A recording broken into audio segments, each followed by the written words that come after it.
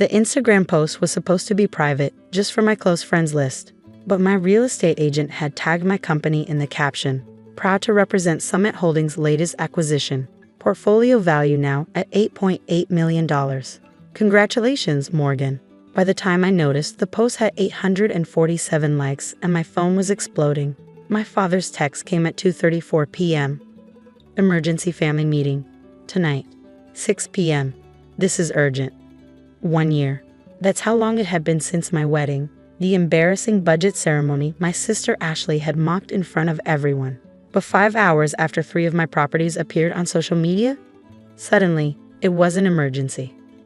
Let me explain something about my family. We're the Sullivans.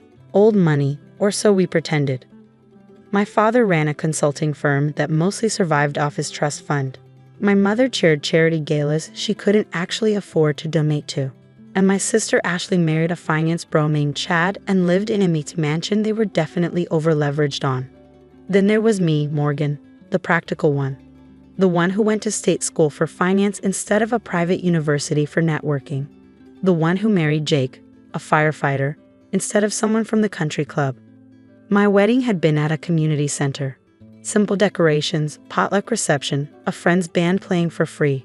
We'd spent $3,000 total because Jake and I were saving for a down payment on our first investment property. Ashley had made sure everyone knew what she thought. This is so embarrassing, she'd whispered loudly to our mother during the ceremony. A community center? With folding chairs? What will people think? At least the food is homemade, Mom had replied, her voice dripping with pity. After the reception, Ashley posted on Facebook. Attended a wedding today. Really makes you appreciate when people don't settle for less. Hashtag standards matter, hashtag quality over quantity. She tagged me. I ignored it. I had bigger things to focus on, like the duplex Jake and I were closing on the following week. Over the next year, while Ashley posted about her luxury lifestyle and my parents pretended their financial situation wasn't deteriorating, I built something real. That first duplex led to a second property, then a small apartment building, then a foreclosed mansion I renovated and flipped for a $400,000 profit. I reinvested everything, lived frugally, and learned the real estate game from the ground up.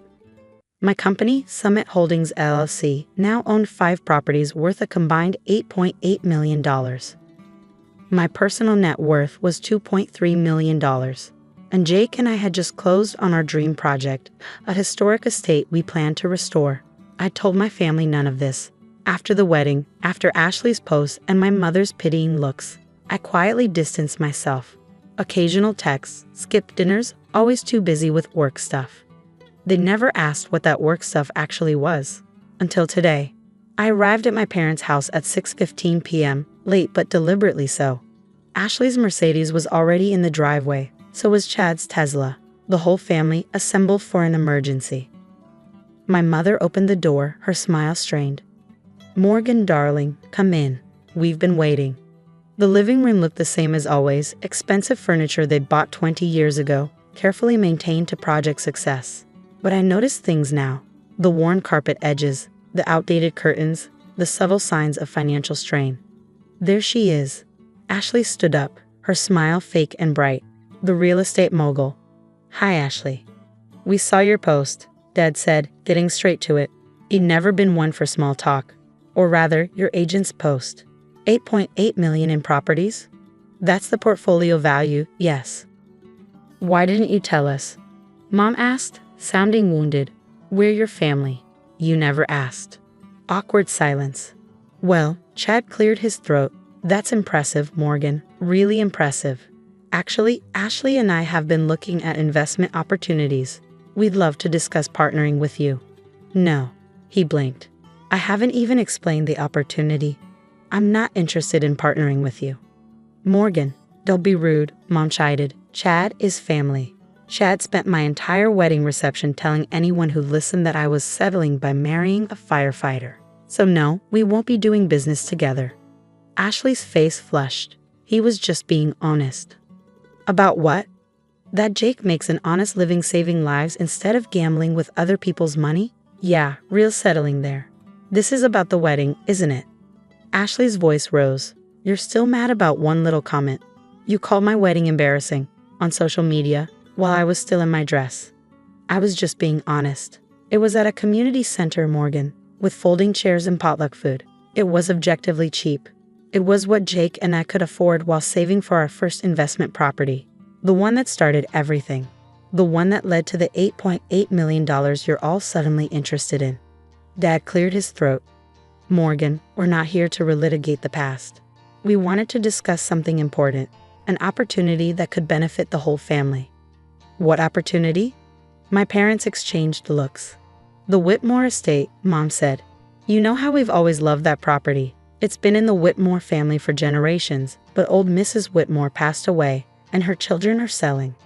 I knew the estate, 6 acres, a historic mansion, stunning views. I'd actually viewed it last month. The asking price is $2.4 million, Dad continued. It's our dream home. We've always imagined retiring there, hosting family gatherings. You can't afford it, I said simply. His face reddened. We have resources. Dad, I know about the second mortgage on this house. I know about the credit card debt. I know the consulting firm is barely breaking even. I pulled his business records. They were public. You can't afford a $2.4 million estate. Which is why we're asking for your help, Mom said quickly. A family investment. You could purchase it and we'd all... No. Morgan, be reasonable. I am being reasonable. You want me to buy you a mansion when you couldn't be bothered to celebrate my wedding without mocking it. That's not fair, Ashley protested. We came to your wedding and complained about it the entire time, and posted about it on social media, and made sure everyone knew you thought I was an embarrassment to the family. We just wanted better for you, Mom said. The community center, the budget reception, it reflected poorly on all of us. No, it reflected that Jake and I had priorities beyond impressing people. We wanted a marriage, not a performance. And while you were all busy judging us, we were building something real. I pulled out my folder. Since we're talking about the Whitmore estate, I should probably tell you, I bought it. Closed 3 days ago. $2.2 million, cash offer. The room went silent. You, what? Dad's voice was barely a whisper. I bought your dream house. The one you can't afford. The one you called me here to beg me to buy for you. I pulled out the deed. It's mine now. Ashley's face went from red to white. You bought it out from under us? That's cruel. No, Ashley. Cruel is calling your sister's wedding embarrassing. Cruel is mocking her choices on social media. Cruel is only caring about her when she has something you want. That's cruel. What are you going to do with it? Mom asked, tears streaming down her face. Live there? Flip it. I pulled out another document. I'm donating it to the city. The Whitmore estate will become a public park, a free community center, an event space for people who can't afford fancy venues. Maybe some bride can get married there in folding chairs without being called an embarrassment. You can't, Mom whispered. That property is worth millions, and I'm giving it away. Because some things matter more than money or status or what people think. I stood up. Jake and I don't need a mansion. We have the home we bought together. The life we built ourselves. The marriage we celebrate every day without caring if it's good enough for people who only love us conditionally. Morgan, please, Dad tried. We made mistakes, but we're still your family. Family shows up. Family celebrates your happiness, not judges your budget. Family doesn't disappear until you're useful. I gathered my papers. You spent a year ignoring me because I wasn't living up to your standards. Now you want back in because I exceeded them. That's not family. That's opportunism. We love you, Mom sobbed. You love what I have. There's a difference. I walked to the door, then turned back. The Whitmore estate will have its grand opening in 6 months. There will be a dedication ceremony. You're all invited to attend, as guests. Like everyone else. What about us? Ashley asked quietly. What about this house? Are you going to reveal you own this too? I don't own this house, but I do know your mortgage company is starting foreclosure proceedings. You have about 60 days before you lose it. I paused. You might want to downsize. I hear community centers rent by the hour. The drive home felt surreal. Jake was waiting on our porch, our modest, normal, perfect porch. How did it go? He asked. I told them about the estate and what I'm doing with it. The park. I sat down next to him. They thought I'd buy them the mansion, share the wealth, bring them into my success. But you built it without them. Because of them. Every time Ashley called my wedding cheap, every time Mom pitied my choices, every time Dad dismissed my career, it fueled me. I wanted to prove I could succeed on my terms. And you did. I did. I leaned against him. They asked why I didn't tell them about my success. Like I owed them updates on my life after they spent a year making me feel small. Jake kissed my forehead. You know they'll show up at the dedication. Take credit. Tell people they always supported you. Let them. The park will have a plaque. In honor of all the couples who celebrate their love without apology, regardless of budget or status. That'll tell the real story. 6 months later, the Whitmore Estate Public Park opened to massive fanfare. The local news covered it. The mayor spoke, and yes, my family was there. Ashley tried to hug me for the cameras. I stepped aside. My parents tried to give speeches about always knowing Morgan was special. The event coordinator politely informed them the program was full. But what mattered was the young couple who booked the community center for their wedding the following month, the one who cried when they saw the space, telling me they'd been planning a courthouse wedding because they couldn't afford anything else.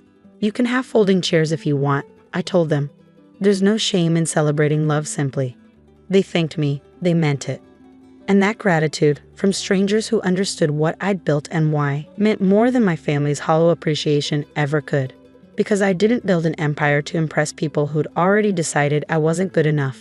I built it to prove that their standards were never the ones that mattered.